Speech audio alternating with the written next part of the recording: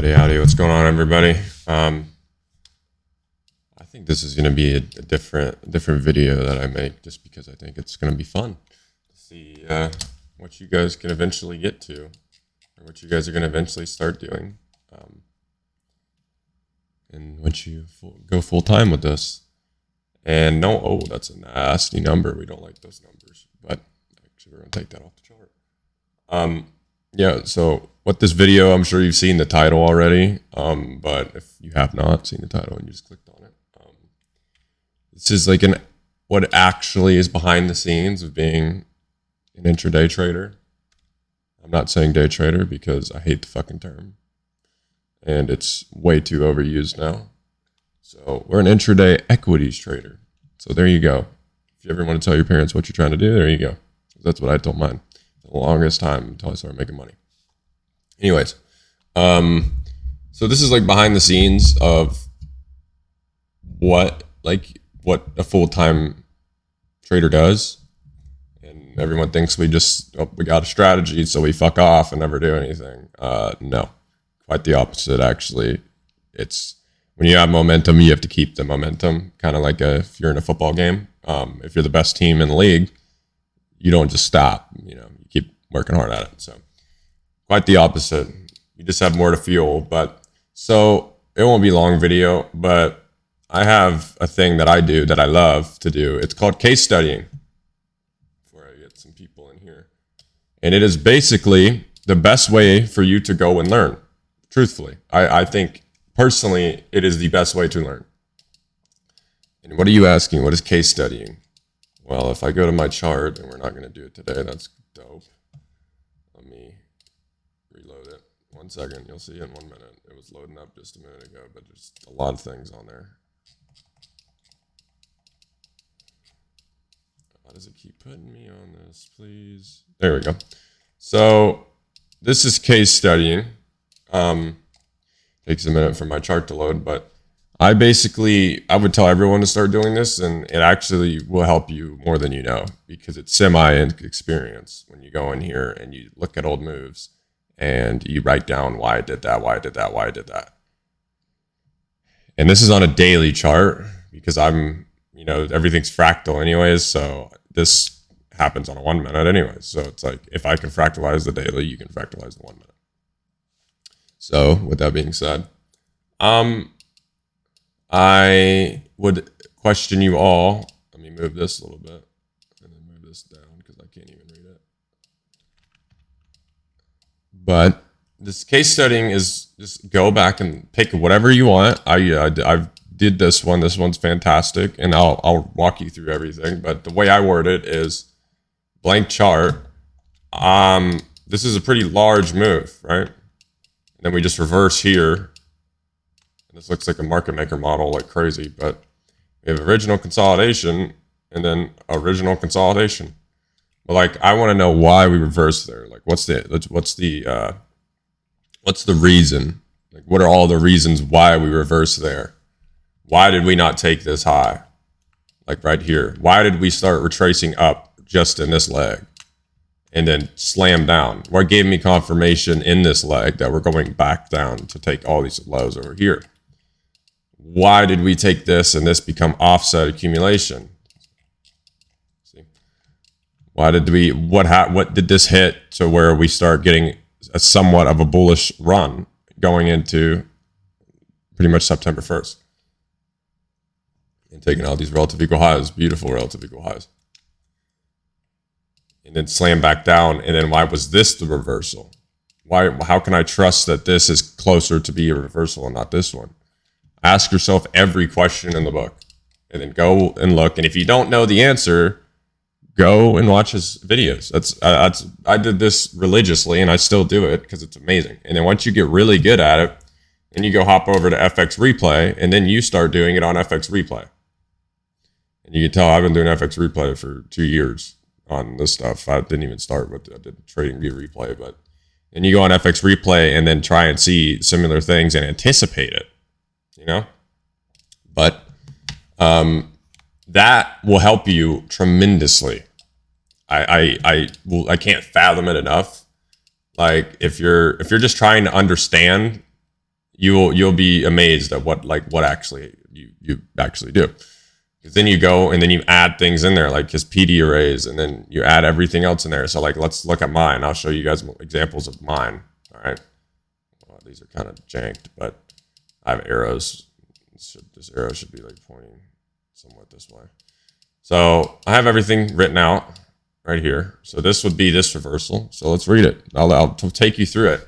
We don't pay attention to that because the market is likely to go lower. That is to be faked out of a liquidity run to a key level order block, institutional order flow, aligned with a bearish bias, range low below that, and discount array. Not the key time yet, so we can factor that still possibly staying bearish on then until we see instances of a market structure shift, CSID, SMT, then flipping as well, or to see our bias come back to bearish for a longer term perspective. We would wait once we hit that level for the daily to switch back to being bearish. And confirm our bias, not jumping to the 4-hour just yet to align everything. It's unlikely to leave clean levels like that. What would help you more is tools to use for drawing liquidity. So then I go back test tools on drawing liquidity, like even more tools that I already have. Looking at power of 3 of the year. Yes, it's a thing. I don't really like that one too much. Actually, I'm going to probably deep dive more into that. That's not a good answer. This one's pretty good because I read everything out. But how can I know this is the draw? Well, you take it day by day, week by week. Originally, I have it at that low and then low of the range. If we close, I don't know what that one, I think I fucked that one up. Do a level, relative equal lows. It's really very likely it's a false run. Look for correlated pairs as well. So go through all the content, go over the journal as well, and you will understand more than you will ever know. There you go. I can do better than this. And then you just give yourself a nice one. Nice little message to yourself. Do not shit talk yourself in this. You're going to get fucked. I promise. I tell myself I'm the best every single day. That's giving me semi-confidence just in that. And then telling me I did this. Like I saw this. And then I put on this one. Why did we do the reversal of hitting this monthly sell side liquidity? This red line.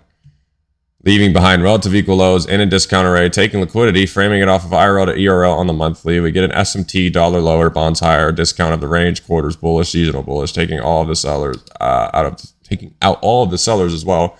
We wait to see how price reacts. Once we reach this level, we can start to frame buys down to the weekly. The daily won't be in agreement yet, but we wait and frame our setups bearish until then, waiting for the key time to start this. That is how. Exactly how can we frame those lows, not getting taken on ES and respecting a discount array and a fair value gap, taking sell side liquidity and at least distributing it to the relative equal highs. So I can frame a narrative to all of this. And then I have like this consolidation. So this was like original draw. And then we have, why not this reversal? Here's another one somewhere. I don't know. I have a lot on here, but not in discount of the range, above sell side liquidity, creating more sell side liquidity, discount PD rate below it, market structure shift on the weekly, change the state with the order block displacement, disrespecting consequent encroachment. We come up and tap the order block and see the market rally lower to our objective, which would be that volume imbalance or sell side liquidity below the volume imbalance. Look at the things aligning here and add correlated assets to help even more. SMT dollar up to retracement seasonal. Look at all you have aligning. You have to take your time and map it out. It is your job. There you go. Another semi experience. Do not shit talk yourself. I promise it's going to fuck you guys up.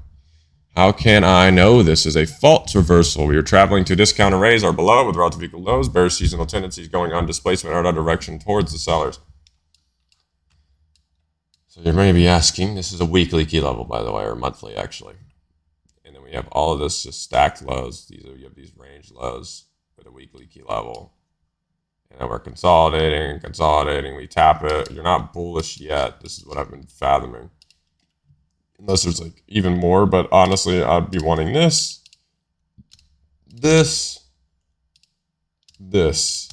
then I'm framing this day, like 7 days of straight going to these highs. You could frame it somewhat early if you drop down to a 4-hour. I don't see a problem with that. Maybe you could frame it in here. I could actually frame it in here, yeah. Then I could frame this after we take out that daily. So then you could frame it in here because we get this right here, market structure shift. Actually, we get one right there technically, but I want the high one. And then it's just continuation trending. And then you go down to a 4-hour. And then you ask yourself, all right, I got enough of bias. What do I need? What needs to happen on Monday at 10 a.m.? We're already in a fair value gap. I do not really want to see it drop below here for trading Monday. So 10 a.m. runs, we're probably going to see it take out sell side liquidity.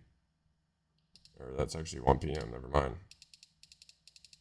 I kind of want to see that left open, but I don't think that's what we're going to get in this price leg. There we go. Okay, so we do leave it open, but then you just ask yourself questions. Ask yourself the questions. If you guys don't know what the questions to ask, I will write them down for everybody. Why did we do that? Why there? Why then? Because you're adding time, aka time. What could invalidate that? What are the confluences going against and for that equaling your draw and longer term bias? Let me think of what else I ask myself. What were the early signs that I could use to be even more on side, like 4 hour if I have a daily side or weekly?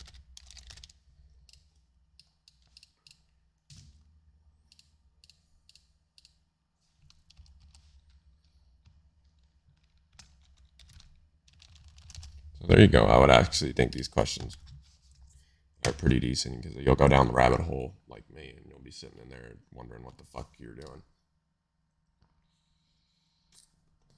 But I told you guys this is not a long video at all. And then once you take this and then you go straight to anticipating it on FX replay, which I do, as you guys know. I mean, 1 second. Oof, blow my nose. You take it straight to anticipatory skills. That's it. And then you do it over and over and over and over and over again. That's what I do all the time. So what I'm using here, why do we do that? Why there? Why then? What could invalidate that? What are the signs of that? How did price react there? Good or bad? When did it struggle to get below or above something? And there you go. I would frame it off of these questions, or all these questions. Like, these are nice. If you can't see them, I'll make them a little bit bigger. And make them white. Maybe white's too much. We'll do like blue. Yeah. So I would frame it off as something like this. I think this is genius if you're going and back testing this. Because just for the simply fact of you're gonna learn shit, and this is building semi-experience. This is what he talks about actually. But while I got everyone here, I ran through that, and I normally make like a thing named case studies. That's why I have that. But while we're here, I'll walk everyone through what I did yesterday on trading wise. So yesterday, what did we do yesterday? Well, I leave everything on my chart because I'm kind of a weirdo. But we have this order block that I'm wanting price to tap into with an inverse here, but I mean, it's a 1 hour inverse, so we'll wait this out. But this is the trade I took. So 15-minute SMTs it in already a key level. I don't really want to see this come back down to. We don't need to. It wouldn't have been a bad trade if we did take that out, but noticing that we're already in a fair value gap and we have every sell side liquidity resting, it doesn't make any sense for us to go right back down there because that's a balanced price range. I wouldn't be mad if it did, but preferably no. I would still take the same trade, but we're bullish on the day. I've told everyone I'm bullish. I'm not changing my bias because there's no reason to. Everything is respecting bullish order flow. So, what were your confluences? So what I did is I waited for we took this out, SMT, and then actually entered on a 15 second. So let's go to a 15-second chart. So this is what I did.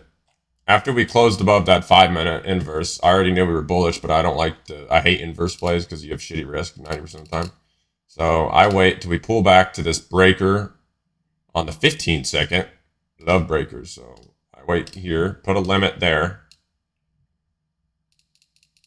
which does get filled. And then my TPs are literally just these highs. Stop loss is below this low. And then I pyramid more into it. So we'll wait until we get that displacement. Actually, and then I take another one here, move my stop to this low, take another, put in another limit to take half off at the high. You can see we do get the market structure shift. And then I ride that out and then drag my stop back up to the breaker. And then wait for price to do its thing, which we do eventually get. And then that was the 3 trades I posted in my Discord, by the way. That was like the type of trades I like to take. I don't know how many people take 15-second charts, but I do. This was why did you not use this one? Well, this is a swing high. This is not a swing high. This is not a swing high. That's not a breaker. This will be the breaker. Low, high, lower, low. On a 15-second, on a 5-second, you'll probably see a little bit better. Let's see, actually, could we use this one on a 5-second? But I don't really like 5-second charts. So, but we do get that delivery beautifully. Not really. This is due to just chop, and then we break off at 10:20, and that is it. I do not have a long video for anybody today. 16 minutes for me is golden. So you guys are welcome.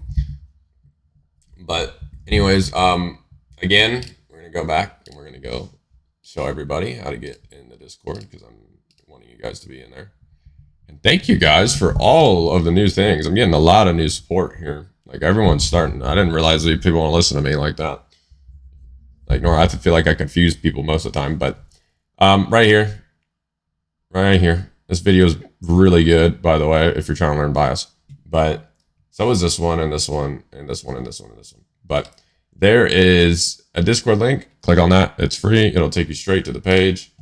And you will be putting in here. It'll be applications. You got to fill one out. You fill one out for purposes of a bot. I don't want to deal with a bot. And if you have trouble getting in, then I'll just accept you anyways. Like I accept everybody as long as you don't have bot shit in your name or something.